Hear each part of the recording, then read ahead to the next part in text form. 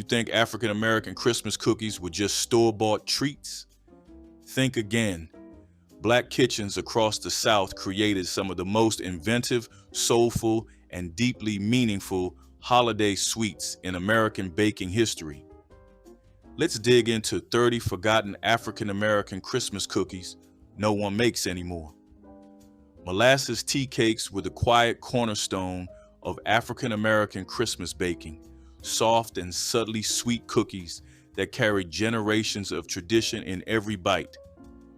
These weren't fancy decorated cookies. They were humble rounds made with molasses, flour, butter, and warm spices like nutmeg and cinnamon that filled kitchens with holiday scent. Grandmothers mixed the dough by feel rather than measurement, knowing exactly when the texture was right from years of practice. The cookies baked until just set, staying soft in the center with edges barely browned. Families served them at church gatherings, packed them in tins for neighbors, and stacked them on plates for Christmas morning. Molasses was affordable when refined sugar wasn't, making these accessible to households stretching every dollar. Children grew up expecting them, associating their earthy sweetness with warmth and celebration. Today, molasses tea cakes have vanished from holiday tables, replaced by elaborate desserts lacking their quiet dignity. Sorghum gingerbread cookies carry the deep amber sweetness of Southern sorghum syrup into every Christmas celebration in African American homes. Unlike commercial ginger snaps, these cookies offered a rounded, almost caramel-like flavor from sorghum's unique character, earthy, slightly tangy, and rich with minerals. The dough was rolled thick and cut into shapes using drinking glasses or hand-carved wooden forms. Baked in cast iron, the cookies emerged with soft, chewy centers and edges that crisp just enough to hold their shape. The spice blend varied by household. Some added black pepper for warmth, others preferred heavy doses of ground ginger. Sorghum was cheaper than molasses in many rural areas, making these practical for families with limited means. Children helped cut shapes at the kitchen table, learning patterns that connected them to elders. These cookies represented edible heritage, proof that simple ingredients created something worth remembering.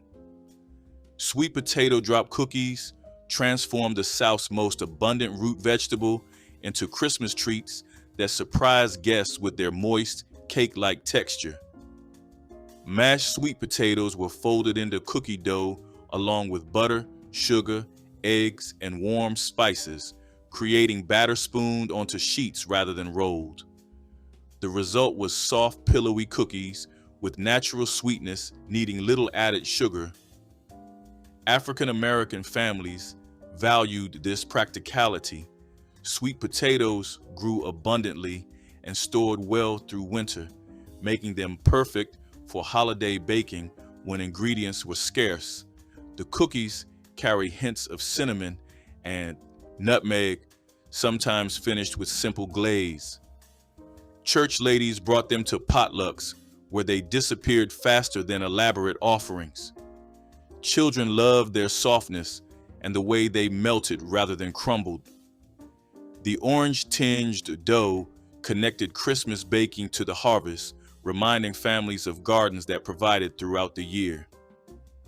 Pecan sandies were the buttery treasures of African American Christmas cookie tins, crumbly, shortbread-style cookies studded with chopped pecans from backyard trees.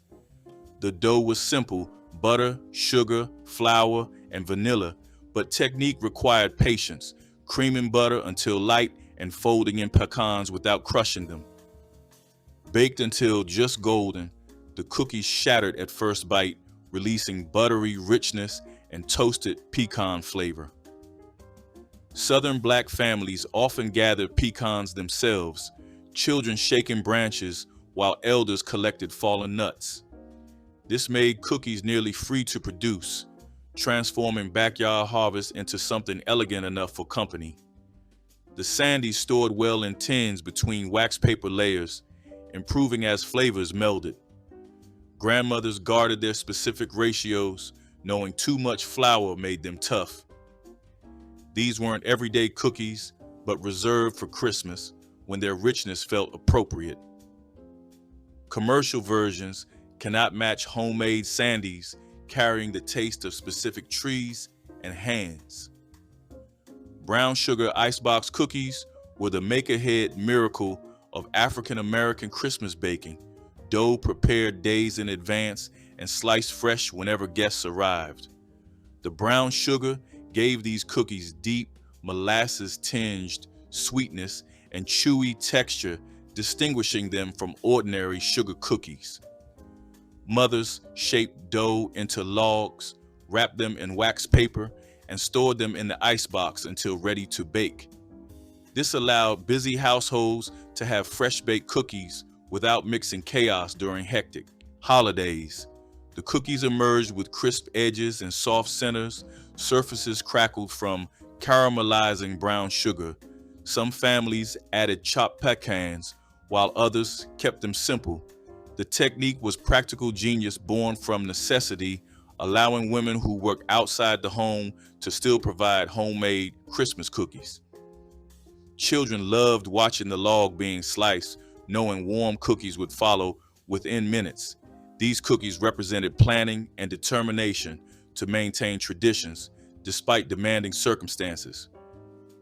Coconut snowballs brought tropical sweetness to African American Christmas celebrations. Round cookies rolled in shredded coconut, resembling snow many Southern families rarely sauce. The base was typically a butter cookie or condensed milk mixture, holding its shape when formed into balls.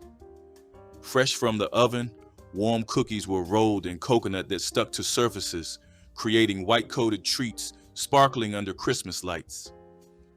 Coconut became accessible through canned products by mid-century, making these possible for families far from any coast.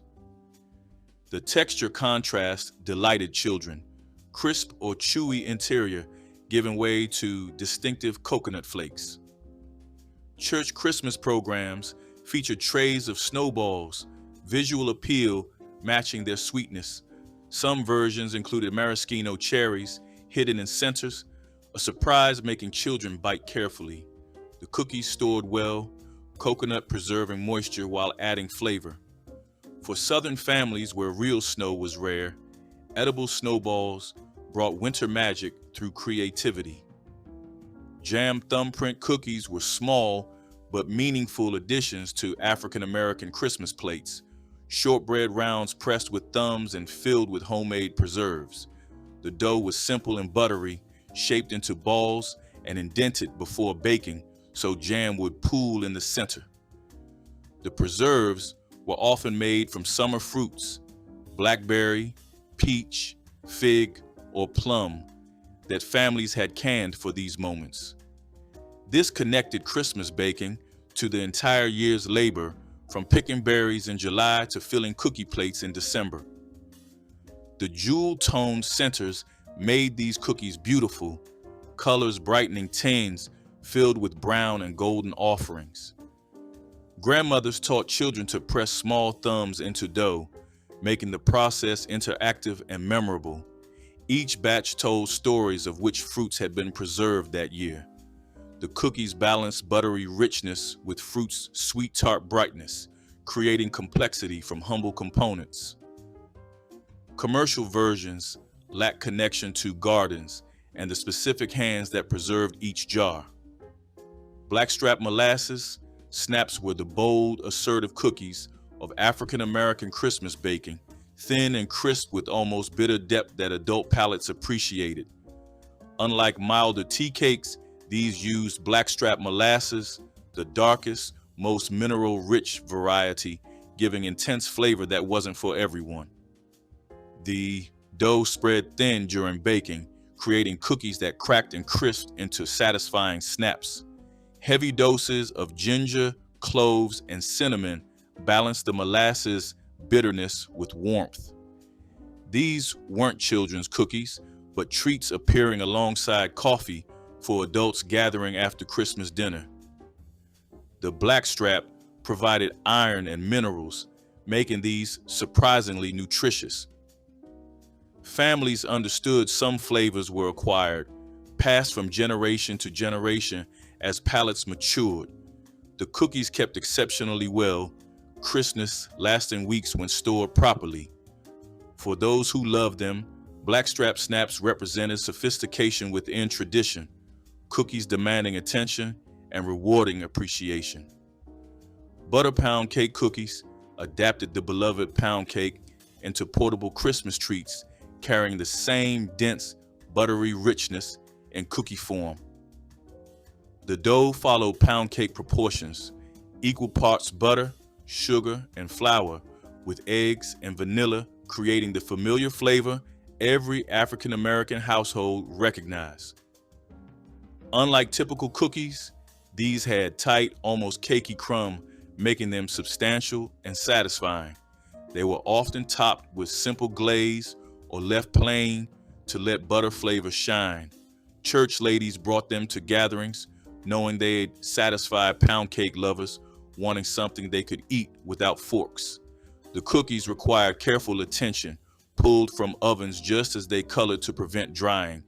Children sometimes found them too dense, but adults appreciated how one or two satisfied while leaving room for other treats. These bridged the gap between cake and cookie, offering best qualities of both in a form that traveled well. Lemon chess bars brought the beloved chess pie into cookie form for African American Christmas gatherings, dense and custardy squares with bright citrus tang. The filling was simple: eggs, sugar, butter, cornmeal, and fresh lemon juice, poured over shortbread crust and baked until just set with crackled golden top. The cornmeal gave these bars their distinctive texture, slightly grainy in a way that felt substantial and homemade. Lemon was considered a luxury ingredient, so these bars appeared only at Christmas when small splurges were permitted. Church ladies brought them to holiday dinners, knowing they'd satisfy those who loved chess pie but preferred something portable. The bars cut cleanly into squares, eaten without plates or forks, making them practical for crowded gatherings. Children loved the sweet-tart balance, while adults appreciated how cornmeal kept filling from being cloyingly sweet. These bars have disappeared from modern Christmas spreads, but once represented adapting beloved desserts into forms that traveled well. Spice fig cookies celebrated the fig trees that grew in backyards across southern Black communities, turning preserved fruit into Christmas treasures. Dried figs were chopped fine and folded into spiced dough, fragrant with cinnamon, nutmeg, and cloves, creating cookies dense with fruit and flavor. Families who had fig trees often dried excess fruit in late summer, storing it for Christmas baking when its concentrated sweetness could shine. The cookies were chewy rather than crisp, their dark surfaces studded with visible fig pieces, providing bursts of honeyed sweetness. Some recipes called for fig preserves, stirred directly into batter, creating even moister cookies that improved with age. These weren't fancy cookies, but reflected practical wisdom of using what grew abundantly. Church Christmas bazaars often featured these cookies, made by women whose fig trees had provided for generations. The tradition faded as backyard fruit trees became less common and commercial sweets more accessible. Peanut butter kiss cookies were the playful favorites of African American Christmas cookie plates, simple peanut butter rounds topped with chocolate candies pressed into their centers while still warm. The dough was mixed quickly.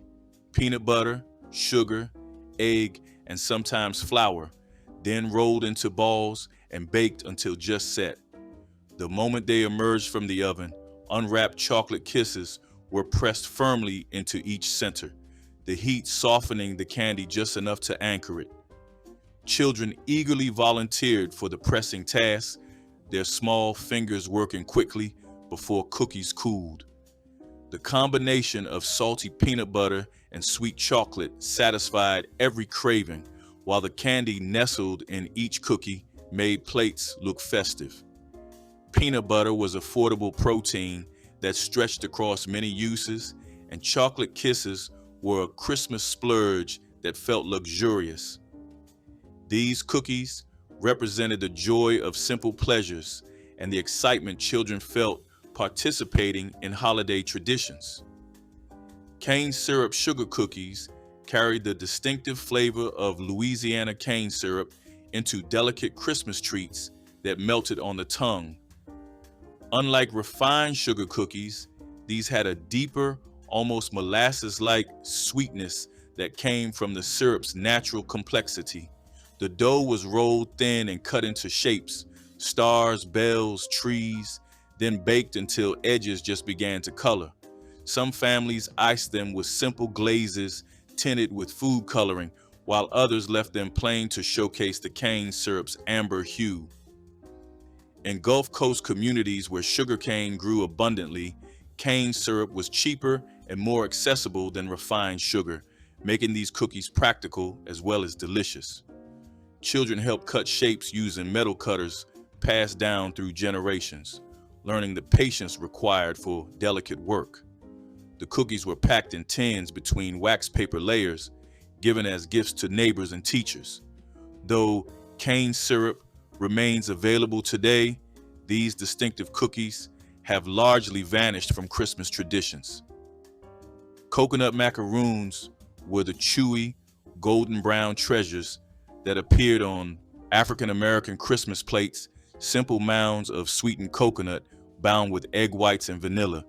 The preparation required only mixing shredded coconut with sugar and egg whites, then dropping spoonfuls onto baking sheets. They emerged from the oven with crisp exteriors that gave way to soft, chewy centers, still moist with coconut milk. Some versions were dipped in chocolate after cooling, adding richness that made them feel more elaborate than their simple origins. Church ladies made them by the dozens for Christmas bazaars, knowing they'd sell out quickly to those who craved their tropical sweetness. The macaroons kept well in tins, actually improving as they rested and flavors melded together. Children loved their chewiness and the way coconut strands stuck between their teeth. These cookies proved that holiday baking didn't require complicated techniques, just quality ingredients and attention to timing. Bourbon balls were the grown-up indulgence of African American Christmas cookie tins. No baked confections, carrying warmth of whiskey into every bite. Crushed vanilla wafers were mixed with cocoa, powdered sugar, corn syrup, chopped pecans, and generous bourbon, then rolled into balls and coated in more powdered sugar. The bourbon wasn't cooked out, giving these treats distinctive warmth that adults appreciated and children were warned away from. Families made them weeks before Christmas, allowing them to rest so flavors could marry and mellow. The balls were stored in tins, brought out when adult company arrived for holiday visiting. Some recipes substituted rum for bourbon, creating variations reflecting regional preferences. These confections represented the celebratory spirit of Christmas, a time when small indulgences were permitted. Though bourbon balls remain in some families, many have forgotten this no-bake tradition that required no oven but delivered sophisticated flavor. Sweet milk cookies were the everyday favorites elevated to Christmas status through careful decoration and presentation in African American homes. The dough was basic: flour, sugar, butter, eggs, and sweet milk, but the results were tender cookies with a delicate crumb that took icing beautifully. Families saved these for Christmas when there was time to frost them with colored icings and sprinkle them with decorations. Children helped press colored sugar onto still wet icing, their small hands learning the patience required for decorating. The cookies were displayed on special plates, their bright colors signaling celebration and care. Sweet milk was the term for regular whole milk, distinguishing it from buttermilk in households where both were used daily. These cookies proved that simple recipes could become special through effort and intention. The tradition of decorating sweet milk cookies brought families together around kitchen tables, creating memories as lasting as the recipes themselves. Chocolate walnut drops combined cocoa and chopped walnuts into fudgy cookies that satisfied the deepest chocolate cravings at African American Christmas gatherings. The dough was rich with cocoa powder and butter, studded with walnut pieces that provided crunch against a soft, almost brownie-like interior. Dropped by spoonfuls onto baking sheets, the cookies spread slightly during baking, creating crackled tops that signaled their fudgy texture. Walnuts were affordable during the holiday season when they appeared in grocery stores for Christmas baking, making these cookies a seasonal treat. Some families added a simple chocolate glaze that set into a shiny coating, making the cookies look even more indulgent. Church ladies brought them to potlucks, knowing chocolate lovers would seek them out among the cookie platters. The combination of bitter cocoa and earthy walnuts created depth that plain chocolate cookies lacked. These drops have faded from many Christmas traditions, replaced by more elaborate chocolate desserts. Cornmeal cookies carried the distinctive texture of stone-ground cornmeal into delicate Christmas treats that crunched and crumbled with every bite. The dough combined cornmeal with flour, butter, sugar, and eggs, creating cookies with a sandy texture unlike anything made with flour alone. Baked until edges turned golden, they emerged slightly grainy and wonderfully crisp, perfect for dunking in coffee or milk. Southern Black families valued cornmeal for its versatility and affordability, using it in everything from bread to desserts. These cookies appeared at Christmas as proof that humble ingredients could create something worth celebrating. Some recipes added citrus zest or spices to complement the corn flavor, while others kept them simple. The cookies stored well in tins, maintaining their crunch for weeks when kept dry.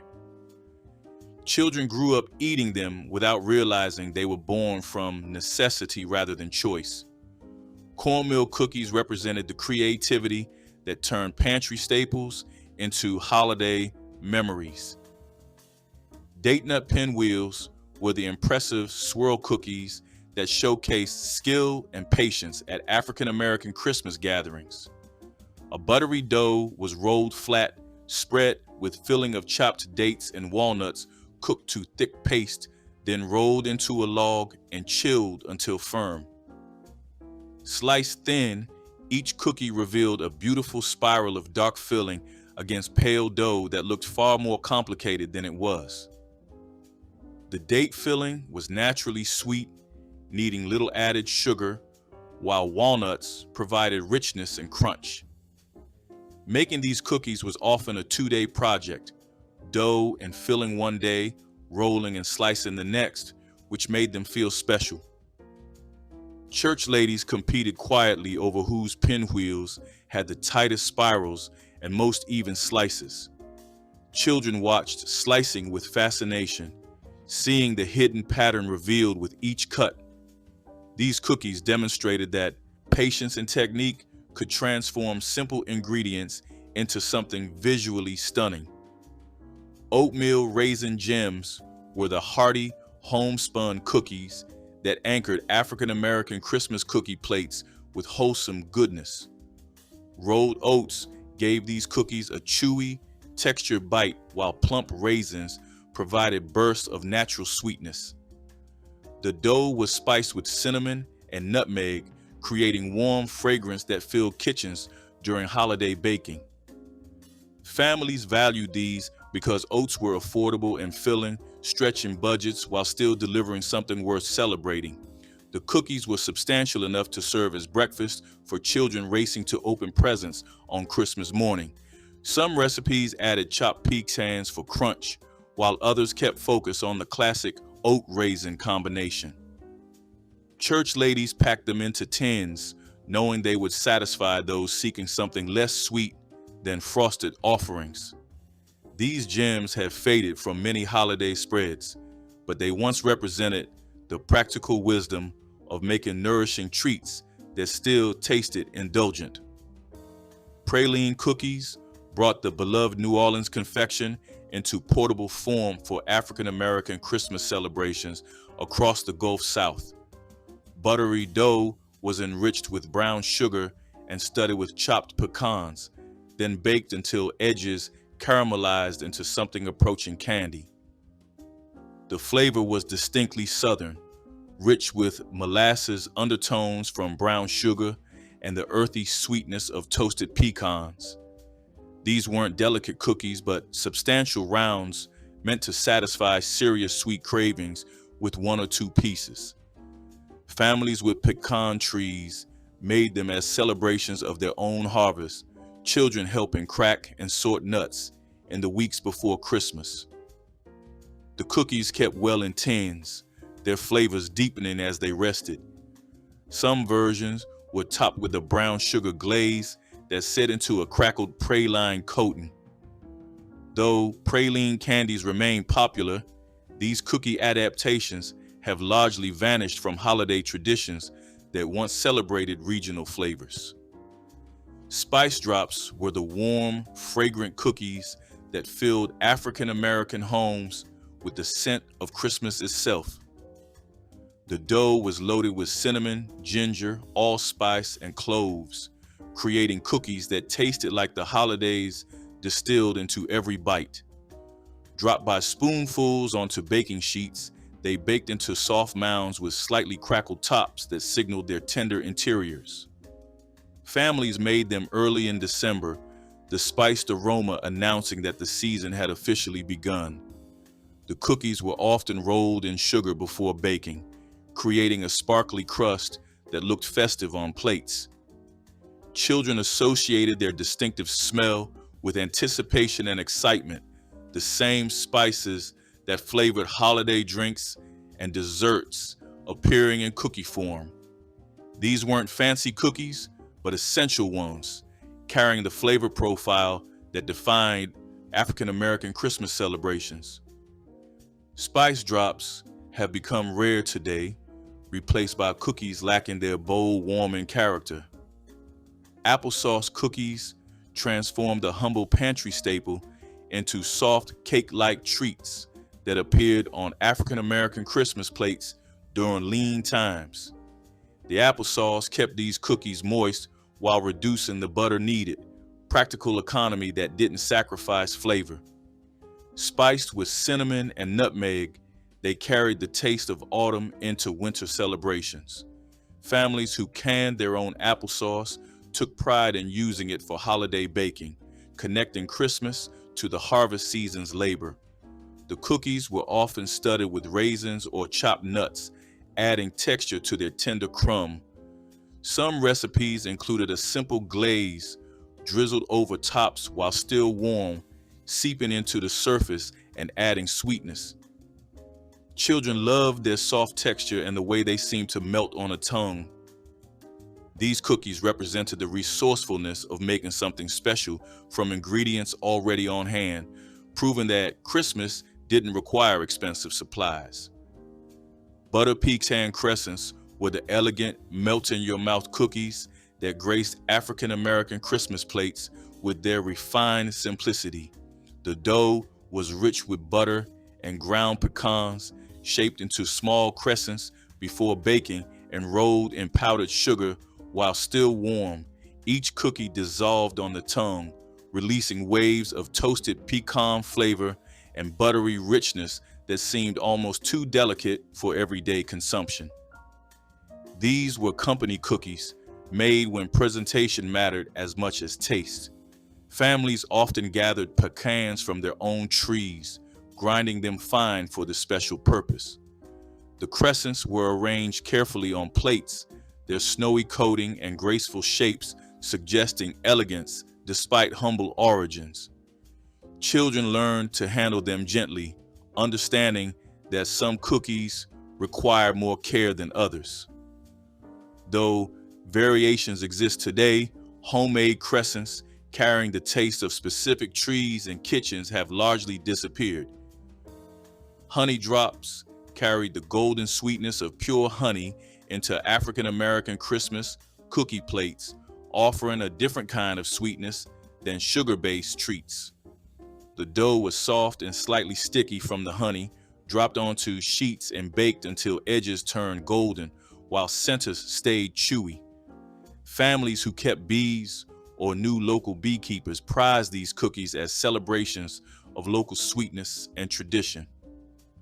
The flavor was floral and complex, varying with whatever flowers the bees had visited that season. Some recipes added citrus zest that complemented honey's natural brightness, enhancing the delicate flavor. These cookies didn't last as long as others, the honey drawing moisture that softened them within days, but their unique flavor made them worth baking fresh. The tradition faded as commercial sweets became more accessible, and fewer families had connections to local honey sources.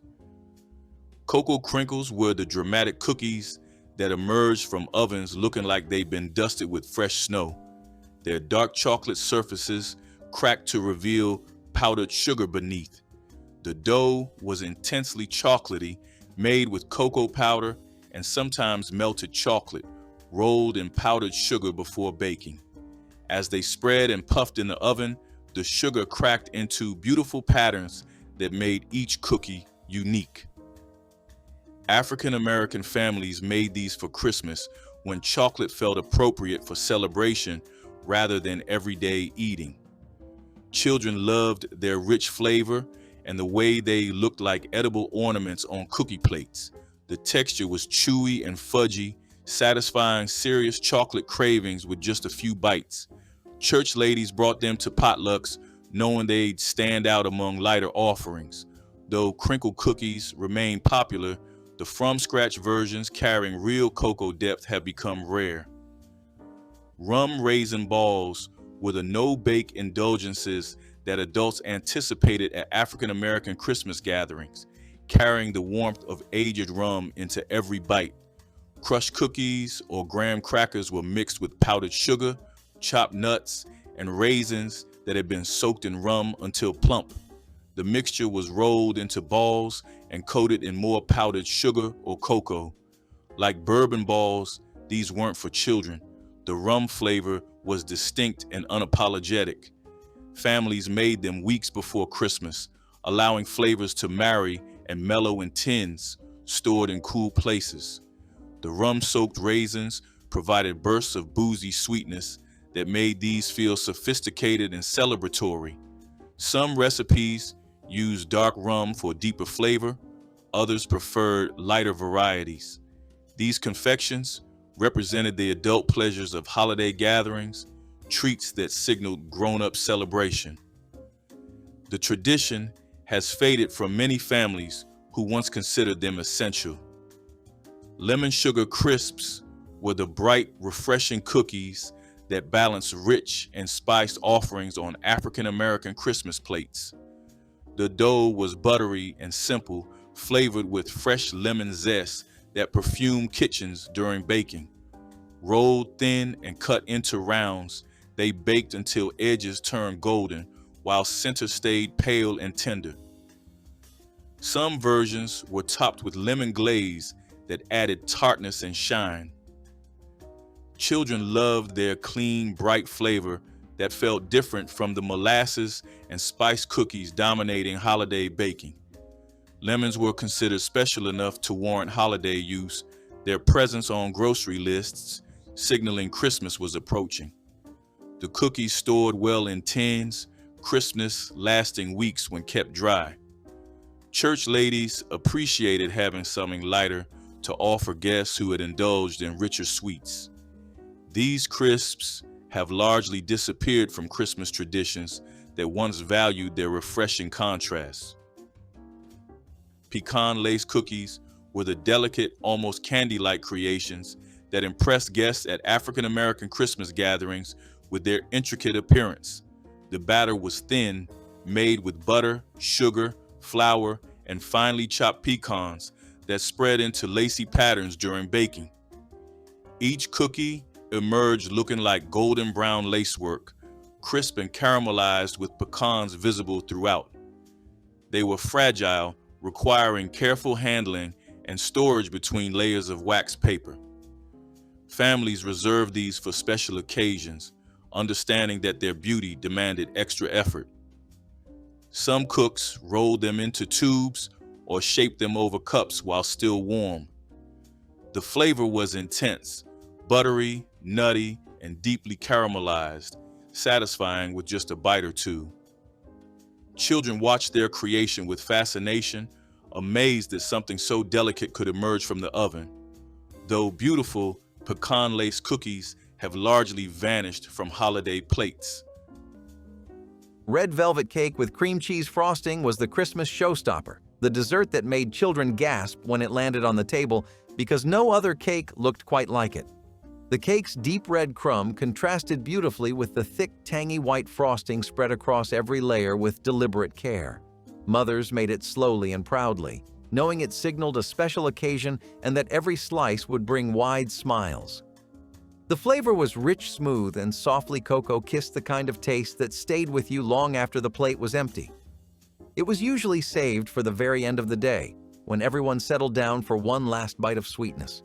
Red velvet cake tasted like joy, pride, and a Southern Christmas done right, a dessert that felt like celebration in every layer. Salmon croquettes served as mini appetizers were crispy golden patties that children devoured while standing in kitchens, their hands reaching for more before finishing what they were already eating.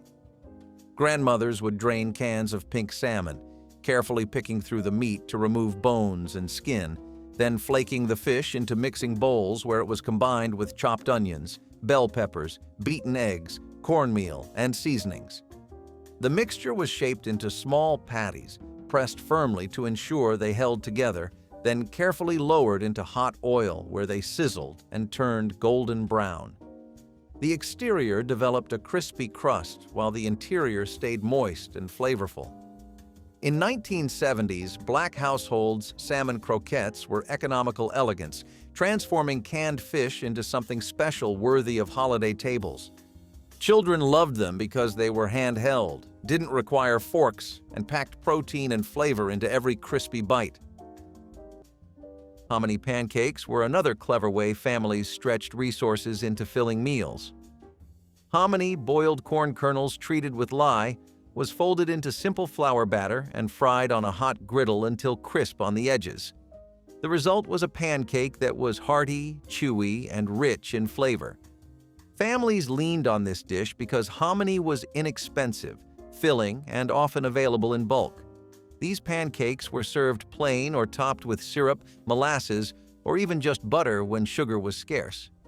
Children enjoyed the slightly nutty texture, while adults appreciated that it carried them through long hours of work. Hominy pancakes were tied to heritage too, with roots reaching back to Native American food traditions that influenced Southern cooking. They were a reminder of resilience and cultural continuity, showing how simple staples could be reinvented to meet new needs. Hominy pancakes filled stomachs, but they also filled mornings with the comfort of tradition and the creativity of making do. Yeast rolls brushed with butter were the soft, cloud-like bread children could never stop reaching for during Christmas dinner. Mothers kneaded the dough patiently, letting it rise under warm towels until it doubled in size, checking it gently with fingers that knew the exact feel of readiness. When the rolls baked, they puffed into golden pillows that glistened as melted butter brushed across their tops, filling the air with warmth. They were perfect for sopping up gravy pairing with ham or eating warm and plain straight from the pan while steam curled upward. Children always tried to sneak one before dinner even began, unable to resist. Yeast rolls tasted like softness, warmth, and the kind of love that came from hands that cooked all day to make Christmas feel whole. Sweet potato bites topped with mini marshmallows were dessert-like appetizers that blurred the line between side dish and treat, their orange flesh and white topping creating visual appeal that drew children like magnets before dinner was served. Mothers would bake sweet potatoes until soft, then scoop out the flesh and mash it with butter, brown sugar, cinnamon, nutmeg, and vanilla extract until smooth and creamy. The sweetened sweet potato mixture was spooned into mini muffin tins or shaped into small balls and placed on baking sheets, each one topped with a single mini marshmallow that would toast golden brown. As they baked, the marshmallows puffed up and turned golden, creating that characteristic toasted flavor that children associated with campfires and summer fun. In the 1970s Black households, these bites represented creativity, taking traditional candied yams and reimagining them as finger foods children could grab. Wild muscadine grape jam brought the late summer woods to the breakfast table in a deep purple shine. Children and parents walked along fence lines and wooded edges with baskets in hand, searching for the thick-skinned grapes that thrived in southern heat. Once gathered, the fruit was boiled gently until the skins burst and the pulp softened, filling kitchens with a fragrance that hinted at honey and earth. The juice was strained and mixed with sugar, then cooked again until it thickened into a jam rich enough to spread over biscuits or stir into morning porridge. Families prized each jar, knowing that muscadines grew wild and free, needing only careful hands and patience to become something sweet. In some towns, church groups organized picking days, turning the harvest into a social event where songs and laughter echoed through the vines. Today, supermarket grapes have replaced the wild hunt, and store-bought jams lack the musky depth of fruit ripened under southern sun, but memories of purple-stained fingers still linger in many hearts.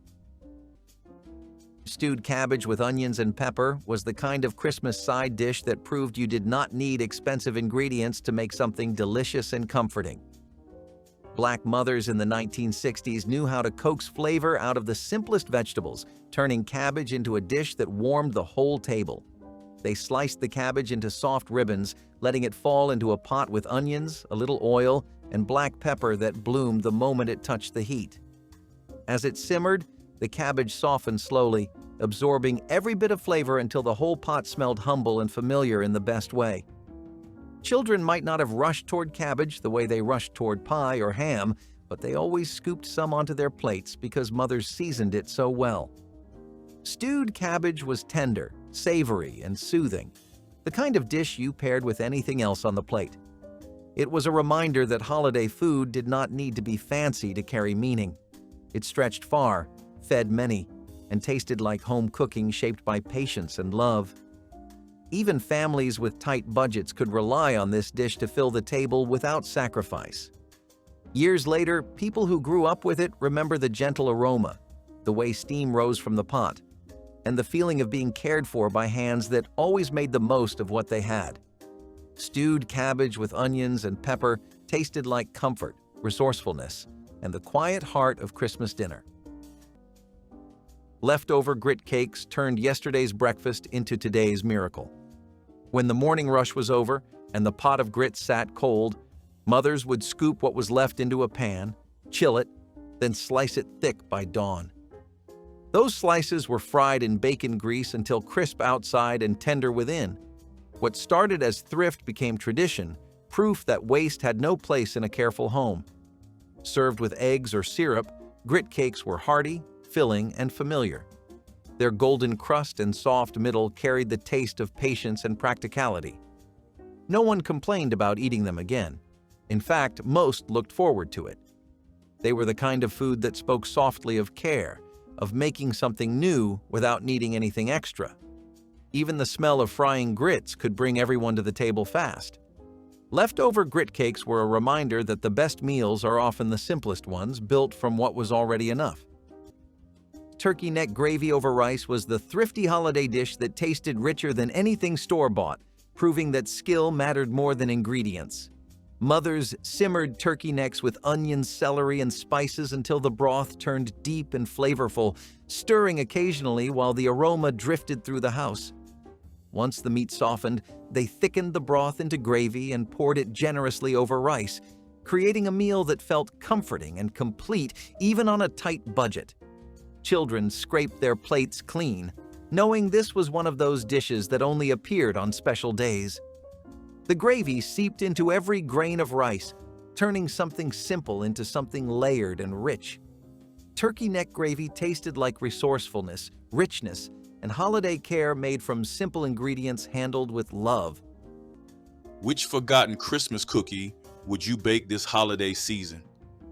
Drop your answer in the comments, hit the like button, and subscribe so we can keep bringing these sweet memories back to life.